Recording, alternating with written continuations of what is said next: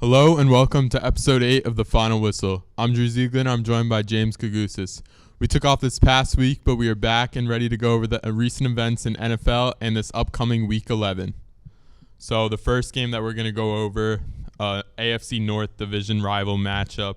The Browns come back in the fourth quarter to beat the Ravens 33-31, just a huge win for that Cleveland team. Yeah, I mean, the Ravens were arguably one of the hottest teams in the league up to that point. When they're up 24-9, I thought it was over, but I mean, Deshaun Watson and the Browns really came back. We later found out Watson played like 2.5 quarters with broken bone in his shoulder, which makes it even more impressive. But I think the defense, even though they struggled, they had that big pick six, really helped them win the game.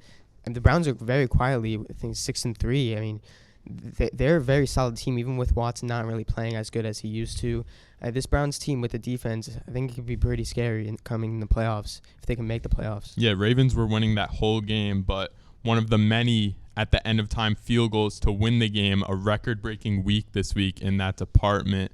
And do you think the Browns can still make a run? Because we just got news Deshaun Watson will be out for the year undergoing shoulder surgery. I mean, first with Nick Chubb out for the year, now Watson, P.J. Walker at the quarterback. I mean, it's actually Dorian Thompson-Robinson. They used to have Josh Dobbs, and then because of DTR's great preseason, I don't think they're going to be able to make the playoffs. We saw DTR a little bit this year, and he just wasn't very good. And I think without Nick Chubb, having Jerome Ford, which is a solid running back, but I think if they had Nick Chubb, they'd have more of a chance, but they're missing two of their most important players in offense. I think it's just tough to overcome. Yeah, their offense might struggle a little bit, but they definitely still have a top defense with Myles Garrett leading them. And now a shootout, which was expected to be. The Lions beat the Chargers in L.A. 41-38, and just huge games from skill position players. Amon-Ra St. Brown, 156 yards and a touchdown.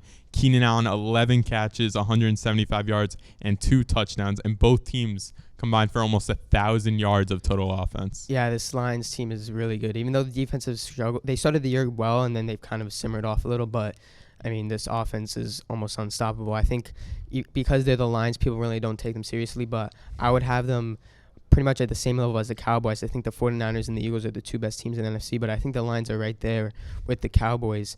And the Chargers, I feel like they always come up on the losing side in these type of games. Justin Herbert finished the game with like 6 straight drives of a touchdown, but I mean, the defense just couldn't get a stop. It's just an unfortunate loss to the Chargers. Just been a rough season for them. Yeah, obviously you could blame the defense, but I think it comes down to the head coach. And there are some rumors now Bill Belichick could be going there after the season, and only time will tell between that.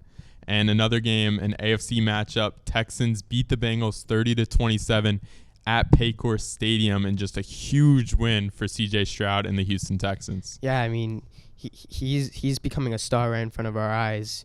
I think compared to the NFL and in college, he didn't really use his legs that much, but he's using his legs more in the NFL, and it's really showing a difference. Because when he was blitzed in the college, he would really just stay in the pocket and nothing would really happen. But he's like escaping the pocket, throwing for big gains, even running the ball a little. And I mean, I think he's by far the best quarterback in the draft, and he's easily, I think, top 10 right now, and I think the sky's the limit for him. Yeah, Stroud near the top of the league in QB rushing yards, which was not expected coming out of the draft. And Bengals had a chance at the end, Burrow throwing a couple of picks and Tyler Boyd dropping a touchdown, which would have been the game. And our last game on Monday Night Football, Broncos with a huge upset win, 24-22 over the Bills. And this just comes after beating the Chiefs. So two huge wins for this Denver Broncos team. Yeah, I mean, I did not even though they beat the Chiefs, I did not expect the Bills to lose to them. And I mean, Josh Allen, another 3 turnovers. That's a big problem for them. I know he leads the league in touchdowns and everything, but like turnovers really kills you, and killed them against a very much worse team in the Broncos. But I mean, good for the Broncos. Courtland Sutton had a great catch with Russell Wilson. He didn't do much, but he did enough. And the defense holding the Bills to only about 20 points in that game. This is 2 primetime games we've seen the Bills struggle offensively before against the Giants. So this offense, I feel like it's a little inconsistent. They just fired Ken Dorsey, but I'm not 100% sure if he was the problem. I think it's just the turnovers was the main problem. Yeah, Josh Allen is letting loose, but I think he's got to calm it down a little bit. And the Bills finally get a pass interference called on them at the end of the game. And then the field goal set up for Will Lutz. He misses it at first, and then there's a 12th man on the field giving Will Lutz another chance. and he doesn't lose that one as he makes the field goal as time expires. And now to our pick'em standings we're going into week 11. You are 81-51, 7-7 this past week, week 10, and I'm 83-49, 8-6 this past week, so putting me up one more game. And now to games of the week, huge Monday Night Football matchup you picked, Eagles at the Chiefs. Yeah, Super Bowl matchup. I think these are two of the most talented teams in the league. The Eagles, they haven't really played like the best as I expected, but turning the corner, I think Kelsey, he's been a little inconsistent this year. The Eagles, I feel like A.J. Brown's been on fire, even though his 120-something yard streak was snapped. But I think the Chiefs are going to win, and mainly it's because of they're in Arrowhead, and I think that would play a big role. So I think the Chiefs are going to win. Yeah, and I don't think that's going to happen. I think the Eagles are going to pull this one away. Travis Kelce, their star tight end, he hasn't had a great past few games. He's spending his time in Argentina with his girlfriend Taylor Swift. And if you want to win these types of games and get your team another Super Bowl, you got to be focused on your team and put the team first, I think. And now my game of the week, this Thursday night football matchup, Bengals at the Ravens, huge AFC North matchup, could decide the division winner in this one. And yeah, I just think two great games this week for sure, both primetime also.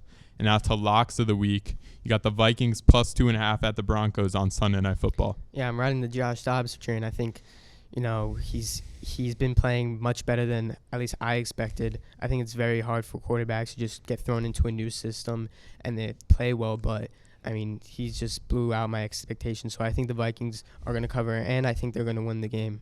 Yeah, and to my game, I just think it's too many points. I got Raiders plus 12 at the Dolphins. Raiders coming off a couple of great wins with interim head coach Antonio Pierce. And I think he's a great leader, and the players, obviously, the whole morale has flipped, and they love playing for Antonio Pierce, and definitely compared to Josh McDaniels.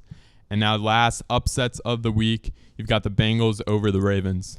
Yeah, both teams losing last week in disappointing fashion, but I think the Bengals are going to bounce back. Joe Burrow has been playing well, even though he had those bad interceptions. I think, you could say if Tyler Boyd made that catch, the Bengals win the game and they have some more momentum. So I don't think Joe Burrow's the problem. I think with T. Higgins potentially coming back, that would really help him. I don't know if he is. If he's not, it'll definitely hurt them. But I think the Bengals will go and beat the Ravens, even because the Ravens really just had a disappointing loss, and I think it's going to hang over their heads. Yeah, you mentioned T. Higgins, and I believe he will not be playing on Thursday night. And Burrow's been going to his tight ends a lot more frequently. I think he's got to use his playmakers more in Jamar Chase and Joe Mixon for sure.